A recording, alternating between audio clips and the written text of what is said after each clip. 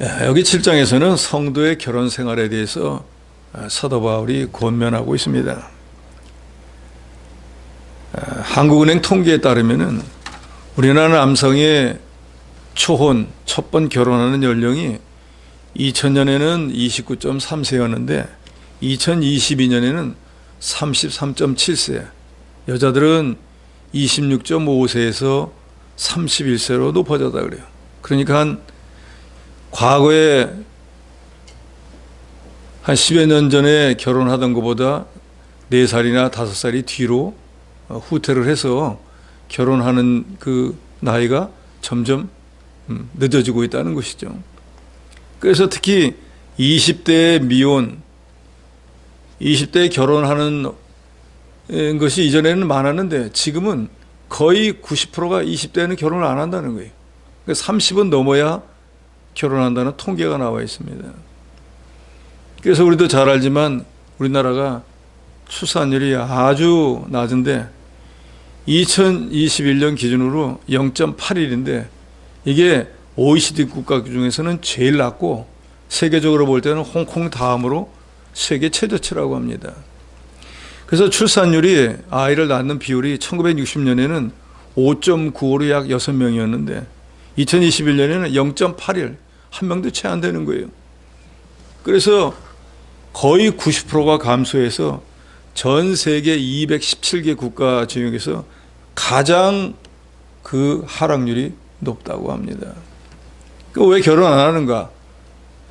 고용, 직장인 문제, 주거, 집 문제, 양육, 자녀를 기르는 그 비용, 이런 걸 감안하니까 결혼을 안 하려고 하고, 결혼을 해도 자녀를 낳지 않으려고 하는. 그래서 우리나라가 작년 기준으로 보면은 출산율이 0.7명으로 세계 최하위 수준인데 이게 출산율이 1이 안 되는 거예요. 이건 뭐예요? 한 사람이 한 사람을 낳아야지 유지가 되는데 한 사람이 0.7명이니까 앞으로 계속 가면 그냥 나라가 없어져 버린다는 거예요. 이게 아주 심각한 문제입니다. 창세기 2장 24절에 보면은 이러므로 남자가 부모를 떠나 그 아내와 연합하여 둘이 한 몸을 이룰지로다 그랬습니다. 이건 하나님께서 가정제도를 창설하신, 결혼제도를 창설하신 목적이에요. 그래서 누구든지 장성한 남자는 이제 부모를 떠나서 여자와 결혼을 해서 한 몸을 이루는 게 이게 성경적인 거예요. 즉 결혼하는 게 성경적이다 그 말이에요. 이 결혼제도는 하나님께서 인간을 만드시고 난 뒤에 직접 세우신 제도예요. 또 이 결혼제도를 하나님께서 만드신 목적도 돕는 배필을 주기 위한 거예요. 그래서 아내가 남편을 돕기도 하지만 또 다른 목적은 자녀의 출산입니다. 신앙의 계대도 자녀가 있어야 이어지는 거지 자녀가 없으면 신앙의 계대도 이어지지 않습니다. 또 오늘 본문에도 나오지만 음행을 방지하기 위해서도 하나님께서 이 혼인제도를 직접 세우셨습니다.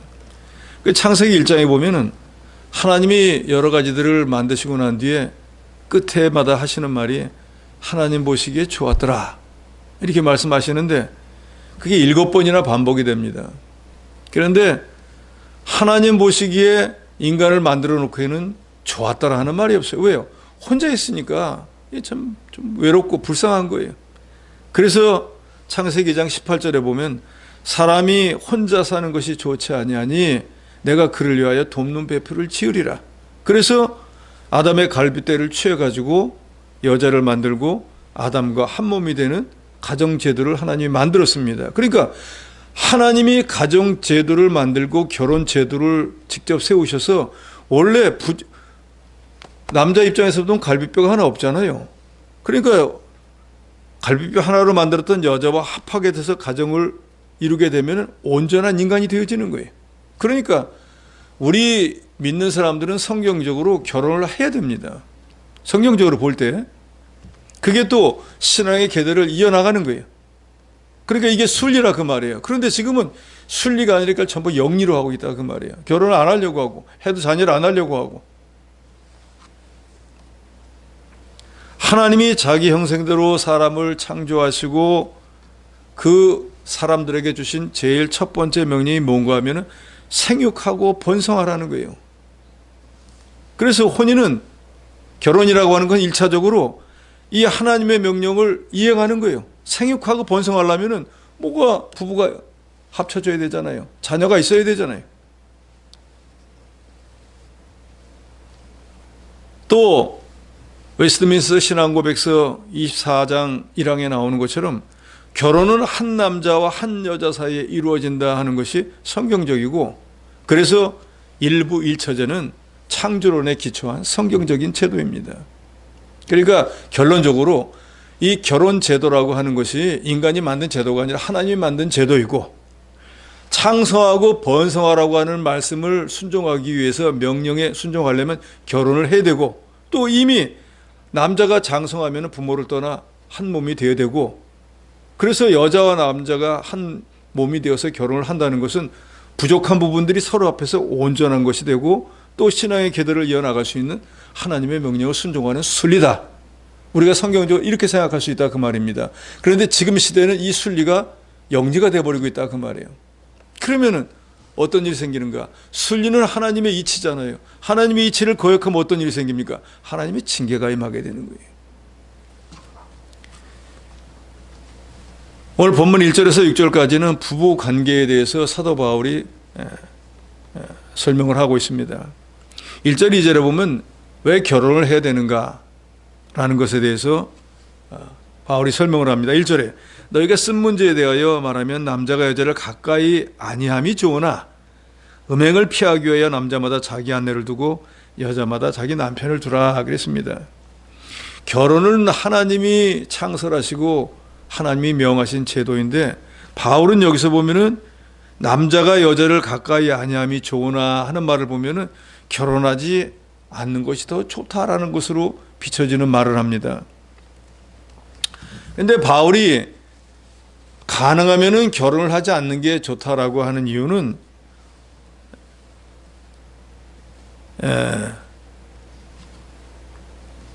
후에 보면은 나오지만 이제 환란이 임박하기 때문에, 주님 오실 때가 다 되었기 때문에 결혼을 하면은 서로 간에 아내는 남편을, 남편은 아내를 생각하다 보니까 신령한 일을 못하게 되니까 어느 것이 더 중요한가 판단해서 이제 환란할 때, 즉 주님이 임하실 때가 되면 결혼 생활도 다 끝나버리고 모든 것이 다 끝나니까 그때는 신령한 내세를 준비해야 되니까 할 수만 있으면 그렇게 하는 게 좋다는 뜻이지, 하나님이 창설하신 결혼 제도를 부인해서 결혼하지 말라 그런 뜻은 아닙니다. 오늘날도 하나님의 일에 전념하기를 원하는 성도는 독신으로 살 수 있습니다. 그렇지만 독신 생활, 자기 홀로 있으니까 편하다, 뭐 간섭받지 않는다, 그런 면만 보고 결혼하지 않다가 음행죄에 빠지면 도리어 더 큰 손해를 보기 때문에 사람마다 결혼하는 것이 자연스럽다라고 바울은 말하고 있습니다. 근데 바울이 1절, 2절에 이렇게 말하게 된 동기는 당시 고린도 교회 교인들은 이 영지주의의 영향을 받아가지고 금욕주의, 또 반대로 쾌락주의에 빠져 있었습니다. 이 영지주의라고 하는 것은 이원론인데 인간은 정신과 물질로 되어 있다는 거예요. 그래서 정신은 고귀하지만 물질은 무조건 악하다, 이런 사상이거든요. 그래서 영지주의는 극단적인 금욕주의를 주장합니다. 그래서 일체 고기도 먹지 말고 결혼도 하지 말고, 육신은 쓸모없는 거기 때문에 어떠한 짓을 할 수 없으니까 윤리적으로 방탕해도 된다. 이러니까 이 영지주의를 받아들인 사람들은 굳이 뭐 결혼을 하면 뭐해? 그냥 여자 남자들이 좋으면 막 윤리적으로 성적인 이런 어떤 거 하면 되는데 굳이 결혼해서 할 필요가 뭐가 있냐? 엉망이 돼버린 거예요. 이상한 사상을 받아들여가지고. 그래서 바울은 혼인을 금하고 이런 방탕한 성적 생활을 하는 이런 이단 종파의 영지주의를 배격하고 또 방종해서는 안 된다고 오늘 본문을 통해서 말하고 있는 것입니다. 타락한 고린도 교회에서 순결을 지키고 도덕적 질서를 유지하기 위해서는 최선의 방법으로 남자도 자기 아내를 두고 여자도 자기 남편을 두라, 즉 결혼을 하라 그 말이에요. 그러면 아내가 있으니까, 남편이 있으니까 방탕한 짓을 하지 않겠는가 해서 바울이 권면하고 있는 것입니다. 그래서 남자가 여자를 가까이 아니함이 좋다 한 것은 성이라고 하는 건 무조건 죄악이다 라는 것이 아니라 신앙생활, 올바른 신앙생활을 하기 위한 권면이다 그 말이에요. 그만큼 고린도 교회에 이 성적인 문란이 있었다 이 말입니다. 이미 우리가 알지만 6장에서도 어떻게 자기 아버지가 데리고 살던, 자기로 따지면 의붓 어머니가 되는데 그 어머님을 취할 수가 있겠어요?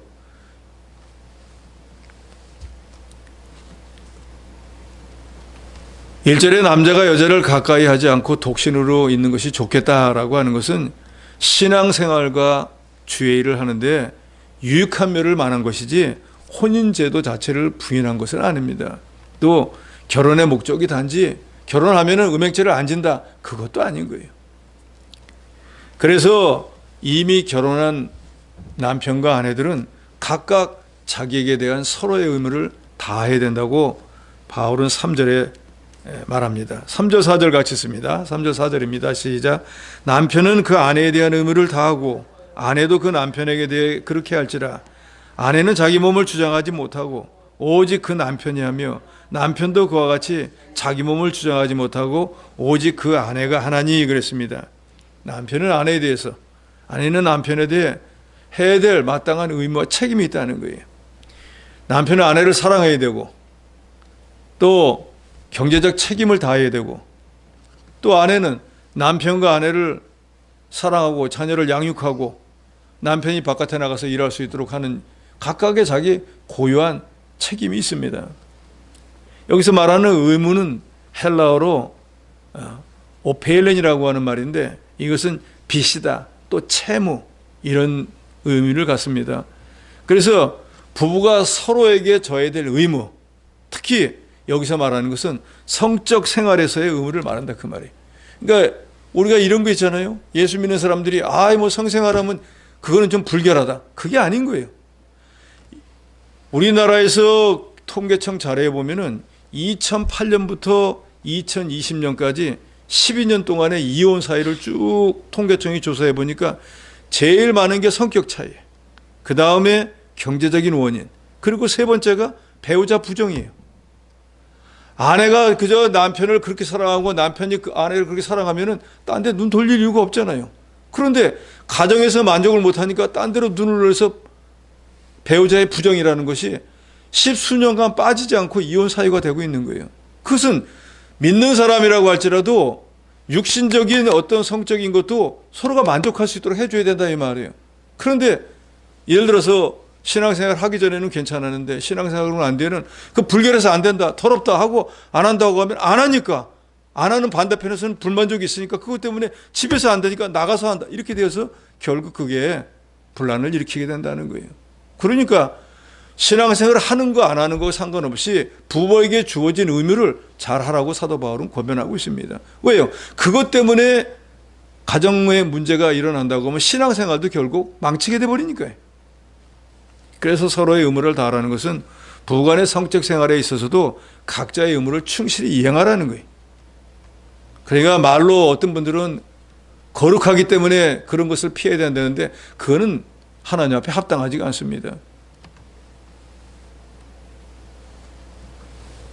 부부 사이의 성적인 면에 있어서도 상대방의 의견을 무시하고 자기 주장대로 하면 안 된다는 거예요. 남자가 여자를 주관하고 여자가 남자를 주관하니까 서로 잘 타협해서 원만하게 모든 것을 해야 된다는 것을 말씀하고 있습니다. 그러면서 5절 6절에 보면은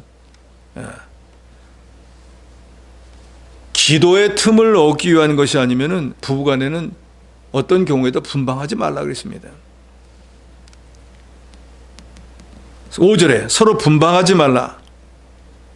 합의상 기도할 틈을 얻기 위하여 합의상 얼마 동안은 하되 다시 합하라. 이는 너희가 절대 못함으로 말미암아 사탄이 너희를 시험하지 못하게 하려 함이기 때문이라 그랬습니다. 서두에도 말씀드린 대로 당시의 고린도 교인들은 이 영지주의 금욕주의 영향을 받아가지고 성은 더러운 거야, 그 부부끼리 그런 거 하면 안 돼 하고 성관계를 자꾸 부정을 하니까 부부간에 지켜야 될 의무를 행하지 않음으로 인해서 가정에서 문제가 일어났습니다. 그래서 바울을 또 추종해가지고 봐봐라, 우리 스승이었던 사도 바울 독신으로 살지 않냐 하고 결혼을 했어도 그런 걸 절제하고 또 결혼을 안 하려고 하는 이런 풍조가 있었습니다. 그래서 바울이 말합니다. 억지로 분방을 하면 무슨 일이 생기는가? 마귀가 틈을 탄다는 거예요. 그래서 분방하지 말라의 헬라 원어를 보면은 그 뜻이 빼앗지 말라 또는 강탈하지 말라 그런 뜻입니다. 부부 사이의 권리나 의무를 서로 빼앗지 말라는 거예요. 부부가 서로에 대한 권리와 의무를 잘 지키라는 것입니다. 그래서 혹여나 부부가 분방한다는 것은 기도할 틈을 얻기 위해서는 분방해도 가하지만 그것도 거기 조건이죠. 얼마 동안은 하되. 그러니까 기간을 정해서 어느 정도지 분방을 1년, 10년 이렇게는 안 된다 그 말이에요.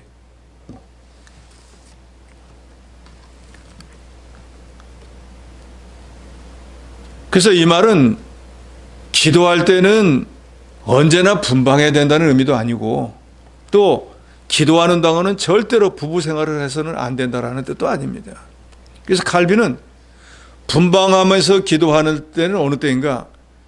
재난이나 진노의 날 또는 매우 어려운 문제를 결정해야 될 때 그때 필요한 거라는 거예요. 여보, 이번 일은 이거 너무 중요하니까 우리가 좀 힘써 기도합시다. 그럴 때 분방하고 기도하는 거지 나 기도한다 하고 분방하면 안 된다는 거예요. 신령한 것과 부부간에 지켜야 될 것은 지켜야 돼요. 그러니까 저도 목사지만 강대상에서 기도할 건 기도하고 또 가정에 돌아가서 부부끼리 지켜야 될 의무는 지키고 해야지 강대상이 침대가 돼서는 안 되지 않습니까? 근데 그걸 신령하다고 생각하면 저는 그게 잘못 깨달은 거라고 생각합니다. 또 오늘 본문에도 분명히 그렇게 말하고 있습니다.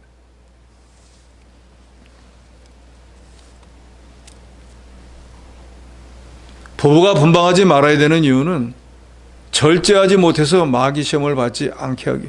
마귀는 사람의 육신적인 감정, 욕구를 이용해서 미안하다. 오래간만에 내가 오늘 아내하고 좀 사랑 한번 나눠보겠다 했더니 이거 더러워서 안 돼 하고 거절하면은 아예 딴방으로 가버리면 홧김에 가서 뭐 한다고 외도를 할 수도 있다 그 말이에요. 집에서 다 상대를 안 해주니까 할 수 없다. 그러면 스스로 문제를 만드는 게 된다 그 말이에요. 바울은 그걸 말하고 있는 거예요. 부부간에도 지켜야 될 도리가 있고 마땅히 해야 될 의무가 있는데 그걸 하지 않으면 그런 의무 해태로 인해서 문제가 일어나고 결국 가정 문제가 그 가정을 파탄시키는 원인까지도 제공하는데 실제로 불신자들이나 신자들이나 우리나라에서도 이혼하는 통계를 보면 그게 항상 세 번째를 차지하고 있다는 거예요. 하나님께서는 부부가 서로를 사랑하며 아름다운 가정을 이루어 살기를 원하십니다. 그렇기 때문에 남편이든 아내든 혹여나 간음이나 음행하는 것은 죄가 되는 것이 분명하고 하나님의 심판을 피할 수 없습니다. 우리가 잘 알지 않습니까? 다윗이 열심히 나가서 싸우고 있는 장군의 아내와 간음하고 나니까 그 죄가 어떻게 돼? 집안에 재화가 일어났잖아요. 아무리 하나님 마음에 합한 사람이라고 해도 죄를 지면 하나님이 가차없이 처벌해버립니다. 신앙생활과 부부생활은 별개가 아닙니다. 믿음 좋은 부부는 당연히 부부관계도 좋아야 돼요.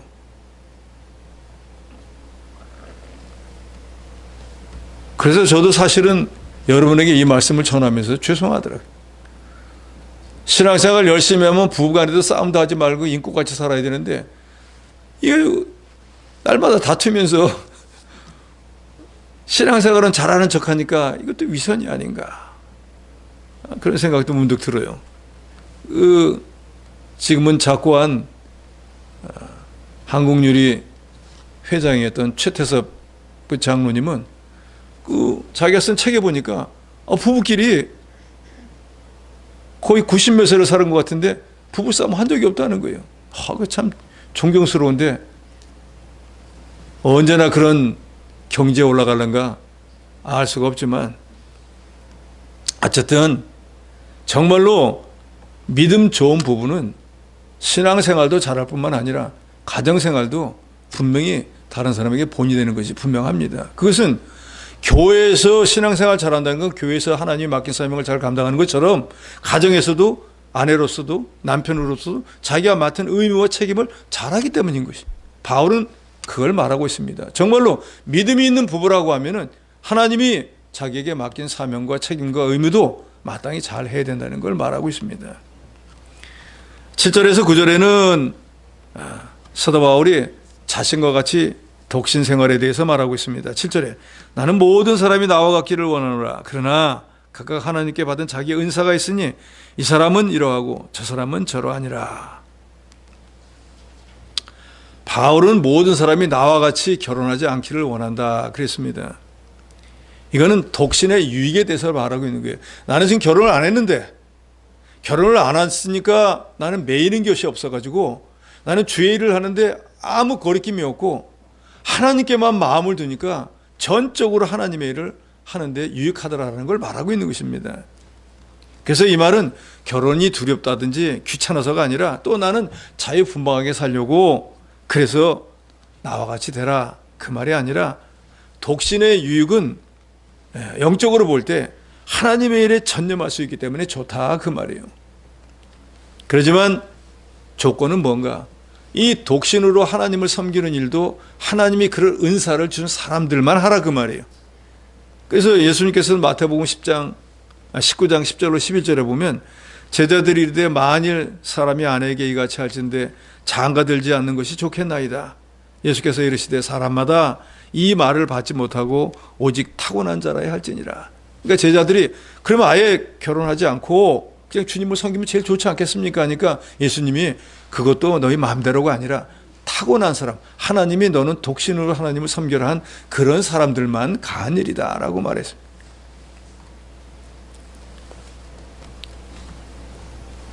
바울은 성도 각 사람에게 하나님이 주신 은사가 각각 다르기 때문에 받은 은사대로 하라 그랬습니다. 사도 바울이 나처럼 독신으로 살면 좋다 하니까 결혼하려고 배우자가 있는데 바울이 독신으로 사는 게 좋다니까 나 결혼 못해. 그렇게 하라는 것이 아니라 바울은 자기가 독신으로 하나님을 섬긴 것이 하나님이 자기에게 주신 특별한 은사라는 걸 말해. 나는 그런 은사를 받아서 그렇게 하고 있는데 나처럼 너희가 혹시 너희 중에 그런 은사를 받은 사람이 있으면 그렇게 하는 게 좋다는 거예요.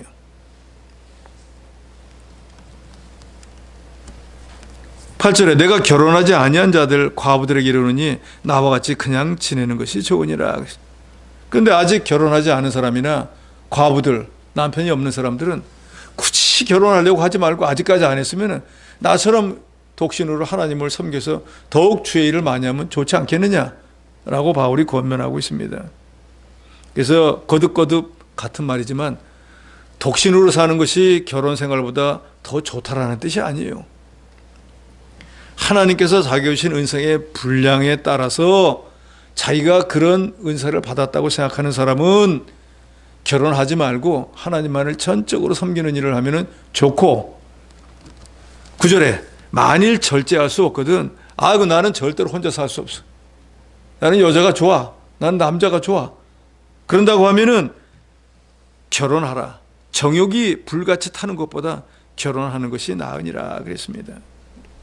여기 절제는 스스로 제어하는 것인데 나는 그걸 제어할 수가 없다. 그런 사람은 결혼을 해서 결혼 제도에 묶여서 또 아내가 있고 남편이 있으니까 괜한 음행죄를 짓지 않게 되지 않겠습니까? 그러니까 그런 사람들은 결혼을 해서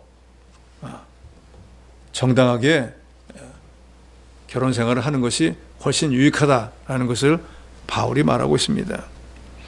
10절로 16절에는 이미 혼인한 사람들에 대해서 권면을 합니다. 10절에 결혼한 자들에게 내가 명하노니 말하는 자는 내가 아니요 주시라.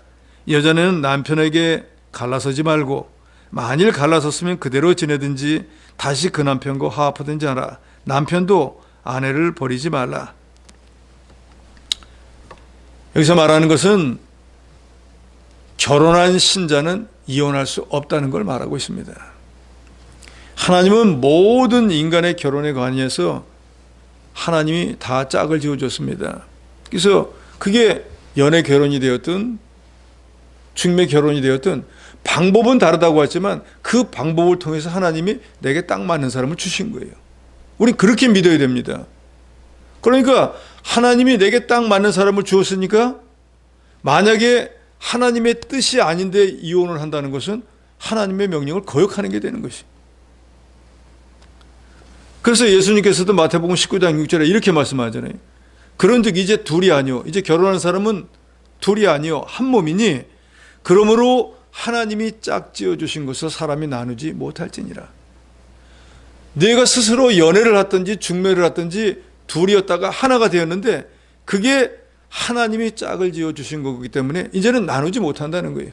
그러니까 내가 원하든 원하지 않든 일단 신자가 한번 결혼을 했으면은 검은 머리가 팥불이 되도록 한 몸으로 있다가 죽음이 갈라주면은 그때 갈라서는 거예요. 선하신 하나님께서 자기의 가장 합당한 배필을 만나게 해주셨기 때문에 그것을 아니라고 부정하는 사람은 하나님을 부정하는 사람이 되는 것입니다. 그래서 혼인한 사람은 성경에 허락되는 조건 외에 이혼하면 안 된다는 걸 말합니다. 그럼 성경에서는 어떤 경우에 이혼을 허락하는가? 제일 첫 번째는 음행의 죄가 있으면 이혼할 수 있습니다. 남편이 됐든 아내가 됐든 외도를 했다. 그러면 성경적으로 이혼할 수 있습니다. 그런데 오늘 본문에 말하죠. 그런 경우가 되었더라도 할 수 있으면 이혼하지 말라는 거예요. 두 번째는 상대방의 어느 한쪽이 먼저 세상을 떠나면 자동으로 결혼 관계가 해제가 되어버렸기 때문에 다시 재혼할 수 있습니다. 그러니까 이 두 가지 경우를 빼고는 이혼하면 안 된다는 거예요. 또 다른 조건 하나는 예를 들어서 어떤 전쟁이나 아니면 어떤 사고에서 실종이 돼서 오랜 기간 동안 도저히 더 이상 돌아올 수 없는 기간이 경과하면 그때는 이제 그 사람이 더 이상 돌아올 수 없으니까 세상을 떠났는지도 모르니까 그럴 경우에 된다 하는 것은 장로기 헌법에 기록된 적이 있습니다. 그러니까 이런 몇 가지 경우를 빼고는 안 된다는 거예요. 그런데 정말로 이것을 그대로 믿는다고 하면 우리나라의 이혼율이 이렇게 높지 않겠잖아요. 불신자들이 이혼하는 거예요. 우리가 신경 쓸 거 없겠지만 믿는 사람들도 그 대열에 참여한 사람들이 너무너무 많잖아요. 사람은 다 부족하고 사람은 다 누구나 모자랍니다. 처음에 결혼할 때 다 자기들 눈이 다 그냥 거시기 해가지고 다 만난 거지 억지로 막 총칼을 들이려 결혼한 사람이 어디 있겠어요. 오히려 과거 시대 때 우리 부모님들 같이 생전 얼굴도 못 보고 부모들끼리 보고선 그냥 결혼해도 죽을 때까지 해라고 잘 사는 부부가 더 많아요. 그런데 오히려 연애 결혼한 사람들이 이혼하는 경우 더 많잖아요. 자기들이 좋아가지고 만나는데 얼굴도 못 보고 만난 사람은 해로하고 자기들이 좋아가지고 그렇게 불같이 뜨거워가지고 결혼을 했는데 왜 이혼을 하냐 그 말이. 더더욱이 우리 믿는 사람들의 경우에는 제가 말씀드린 몇 가지 조건 외에 해당되지 않는 경우는 어떤 경우에도 성격 차이 안 돼요. 서로 죽여가면서 맞춰가면서 살아야지. 아니 생각해 보세요. 지금 우리나라 결혼이 대부분 30대 이후에 된다 그러잖아요. 30년을 완전히 다른 데 살다 온 사람이 어떻게 만납니까? 그게 맞을 수가 있겠어요? 맞는 게 이상한 거예요.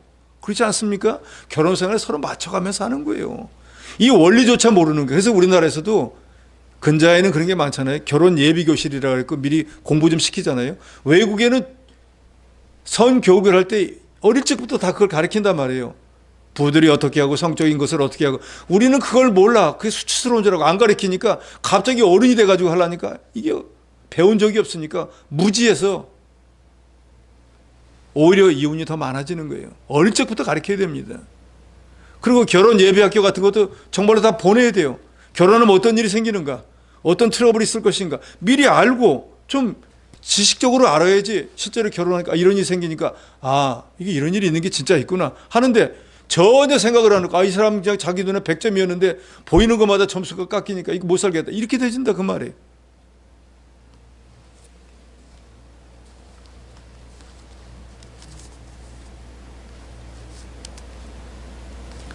(13절로) (14절에) 보면은 어떤 여자에게 믿지 않는 남편이 있어서 아내와 함께 살기를 좋아하거든 그 남편을 버리지 말라. 믿지 않냐는 남편이 아내로 말미암아 거룩하게 되고 믿지 않냐는 아내가 남편으로 말미암아 거룩게 되느니 그렇지 않으면 너희 자녀도 깨끗하지 못하니라. 그러나 이제 거룩하니라. 결혼을 했는데 한쪽이 믿지를 않는 거예요. 예를 들어 남편이 불신자든지 아니면 아내가 불신자인 거예요. 이게 실제로 당시 고린도 교회는 많이 있었다 그럽니다. 그래서 한쪽이 불신자일 경우에 신앙적으로 맞지 않으면은 성경은 헤어질 수 있다고 말씀하거든요. 그런데 바울은 그래도 참고 살으라는 거예요. 왜요? 내가 선한 일을 자꾸 하고 전도를 하다 보면 불신 남편, 불신 아내가 하나님의 은혜로 회개하고 돌아올 수도 있지 않겠느냐 그 말이. 그런데 만약에 그 불신 한쪽이, 불신자 쪽이 난 못 살겠어, 이혼해야 되겠다 하면은 그것은 이혼해 주라는 거예요. 그러나 바울은 말합니다. 이혼해 줄 수 있지만 할 수만 있으면 같이 살으라는 거예요.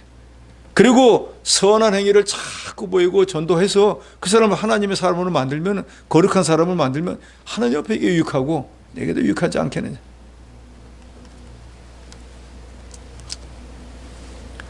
성도가 불신 배우자의 구원을 위해서 애쓰는 건 너무나 당연한 일입니다. 그렇지만 아예 처음부터 불신자와 결혼해서 개종시키겠다 하는 것은 그건 무모한 짓이에요. 그건 안 됩니다. 그건 스스로 폭탄을 안는 거예요. 엄청난 고생을 하게 되는 거예요. 저희 부부는 아예 서로 안 믿는 상태에서 결혼을 했는데 한 사람을 믿고 같이 믿게 되었으니까 참 복받은 가정이겠지만, 지금 이 시대에 어떻게 보면은 진실하게 믿는 청년, 처녀를 구한다는 게 참 어려운 일이에요. 그래서 제 주변에도 보면은 예를 들어 청년이 믿음이 있으면은 아내를 구하려고 그러는데 믿음 있는 아내를 구하기가 너무너무 어려운 거예요. 또 처녀가 좀 믿음이 있으면은 자기 믿음 분량에 맞는 청년을 구하기가 어려운 거예요. 그러니까 사실은 조금 낮춰서 봐야 되는데 사람이 그럴 수가 없잖아요. 내가 50점인데 10점짜리 하기는 그렇잖아요. 그러니까 이게 자기하고 같은 50점짜리 구하기가 너무너무 어려운 거예요. 그러다 보니까 막 나이가 끝없이 올라가서 결혼하기 정년기가 아예 넘어간 사람들도 부지기수입니다. 그러니까 이제는 어쩔 수 없어요. 불신자하고도 막 결혼을 할 수밖에 없는 그런 상황이 돼버렸는데, 예를 들어서 결혼하고 난 뒤에 그래도 뭐 내가 교회를 나갈게, 신앙생활을 할게 하는 어느 만큼 돼서 그걸 정말 약속을 지키기 위해서라도 자꾸 권면하고 해서 믿는 사람이 되면 좋겠지만 그게 사실은 좀 어려운 일이거든요. 오히려 반대로 되는 경우가 더 많습니다. 잘 믿던 사람이 아예 불신자가 돼가지고 아예 교회 생활을 안 하고 신앙생활을 접어버린 그런 사람들도 주변에 많지 않습니까? 그러니까 할 수만 있으면 그래도 교회 몇 번이라도 간 사람하고 해야지, 아예 불신자하고 하고 내가 전도해가지고 하면은 일거양득가 아니, 엄청난 고생을 감수해야 됩니다. 그래서 바울은 이런 것들은 주님이 실제로 명령한 건 아니지만 바울이 자기가 신앙생활 해보고 여러 성도들을 이렇게 양육해 본 결과로 이렇게 하는 것이 좋겠다라고 권면한 말이라고 그랬습니다. 그래서 17절로 24절에는 우리가 어떻게 부름을 받았든지 받은 그대로 지내라는 거예요. 그래서 성도들이 결혼을 했으면은 결혼한 상태에서 부부간에 자기의 의무와 자기가 마땅히 해야 될 일을 잘 하면서 신앙생활하고, 아직까지 결혼하지 않은 사람은 결혼하지 않은 그 상태에서 더욱 주님을 잘 섬기는 그런 사람이 돼야 될 거라는 걸 말하고 있습니다. 17절에 오직 주께서 각 사람에게 나누신 대로 하나님이 각 사람을 부르신 그대로 행하라. 내가 모든 교회에 이와 같이 명하노라 그랬습니다. 하나님이 성도들을 부를 때, 교회 지체를 부를 때 아주 다양한 사람들을 불렀습니다. 직업도 성격도 뭐 재능도 다 다양해요. 근데 어떤 사람들은 이 당시에 보면은 할례를 받은 유대인 중에서 부르심을 받은 사람이 있고, 또 어떤 사람들은 이방인으로서 무할례자로서 부르심을 받은 사람도 있었습니다. 그래서 바울은 할례 받은 사람은 무할례자 같이 살지 말고, 또 무할례자는 할례 받으려고 애쓰지도 말고, 할례 받았으면 할례 받은 대로 주님을 잘 섬기고, 할례 받지 않은 사람은 할례 받으려고 애쓰지 말고 무할례자로서 주님을 섬기는 게 중요하니까. 그러니까 이제는 예수를 믿고 난 뒤에는 주님을 어떻게 섬기느냐, 그게 중요한 거지, 할례 받았냐 안 받았냐 이게 중요한 게 아니라는 거예요. 종이면은 종으로서, 자유자면은 자유자로서, 지금 자기가 있는 위치가 어느 위치에 있든지 간에 그 안에서 하나님을 모시고 그리스도의 종으로 사는 그것이 중요하다는 거예요.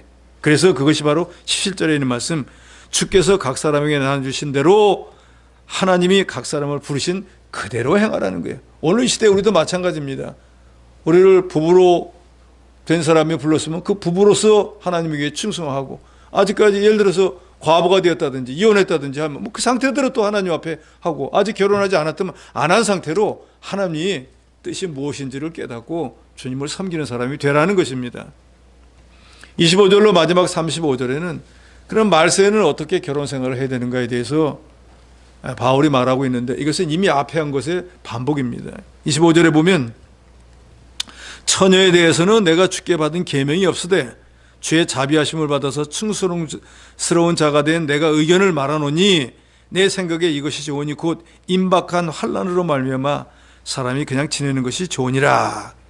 그러니까 지금 주님 오실 때가 다 돼가는데 결혼 생활 해가지고 이 결혼 생활에 얽매이는 있는 것보다는 차라리 시간이 많다고 하면은 결혼 생활을 하는 것도 좋겠지만, 자기가 사도 바울이 생각하기에는 시간이 별로 없다고 생각하면은 결혼 생활에 다 허비하고 주님 위해서 생활하지 못한 어리석음을 범하지 말고 차라리 결혼하지 않고 그냥 지내면서 주님을 위해서 신앙생활하는 것이 더 좋지 않겠느냐라고 하는데, 바울이 거기 말하잖아요.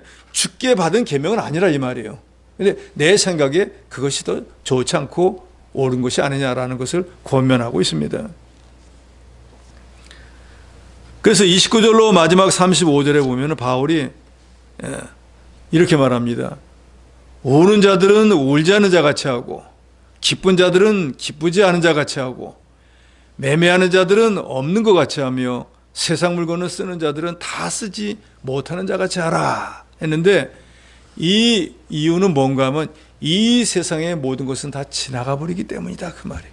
그러니까 이 말은 무슨 말인가 하면, 세상의 것에 마음을 두어 가지고 신령한 하나님의 일을 하지 못하는 어리석음을 범하지 말라, 그 말이에요. 왜? 세상의 것은 다 지나가 버리니까. 나도 내 육신도 얼마 있으면 땅에 묻힐 것이고 내 생명도 끝나버릴 건데, 헛된 세상 거에다 마음을 실컷 두고 있다가 정말로 영원한 세상에 할 그 일을 못하면 그건 어리석은 자 아니겠느냐, 그 말입니다.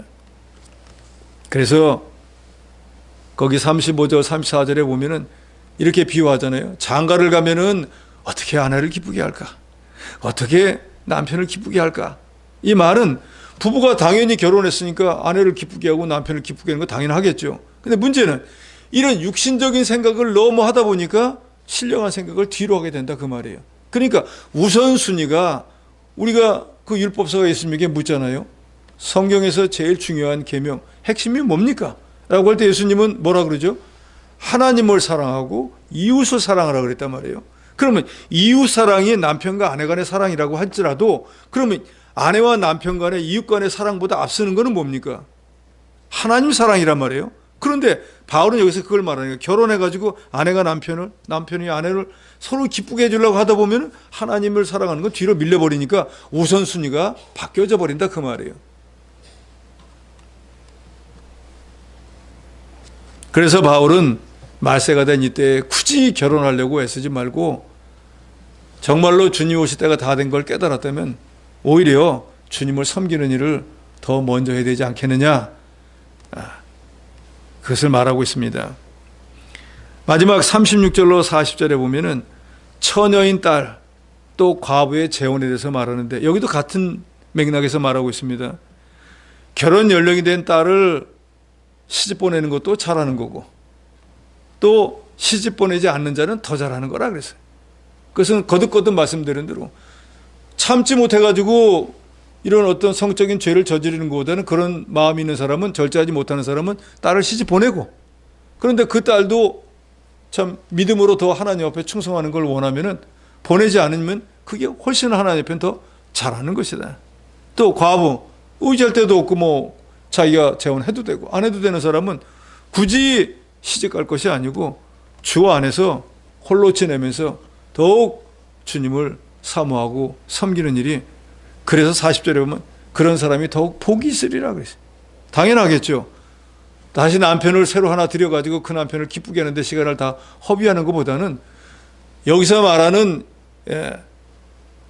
부부, 남편과 아내를 비유하고 있지만 우리가 크게 보면은 우리는 전부 다 그리스도의 신부이잖아요.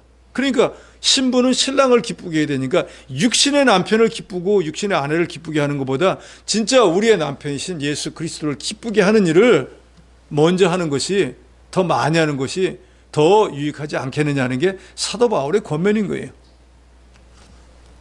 결론입니다. 사도 바울은 오늘 본문을 통해서 기왕이면은 독신으로 있는 것이 유익하다 하는데 그것은 결혼을 거부하고 결혼하지 말라는 뜻이 아니라 선한 일에, 즉 하나님을 섬기는 일에 더 전심전력할 수 있고 유익하기 때문에 절제할 수 없는 사람은 당연히 결혼하고, 절제할 수 있는 사람이라고 하면, 또 하나님의 은사를 받은 사람이라고 하면은 굳이 결혼하지 않고 하나님을 더 많이 섬기고 그 사람이 더 복 있는 사람이니까 그렇게 하는 것이 좋겠다라고 권면하고, 이 결혼 생활이라고 하는 것이 부부는 각각 자기에게 주어진 의무와 책임도 마땅히 다 해야지, 그렇지 못하면 그걸로 인해서 고린도께서 일어난 분란이 일어나는 것처럼 그 분란은 가정에서만 그치는 것이 아니라 신앙생활까지도 파탄이 나게 하니까 기왕에 결혼한 아내와 남편들은 자기에게 주어진 아내와 남편으로서 마땅히 해야 될 모든 것, 성적인 모든 것까지 포함해서 잘 감당을 해서 가정생활, 신앙생활에 지장이 없도록 해야 된다는 것.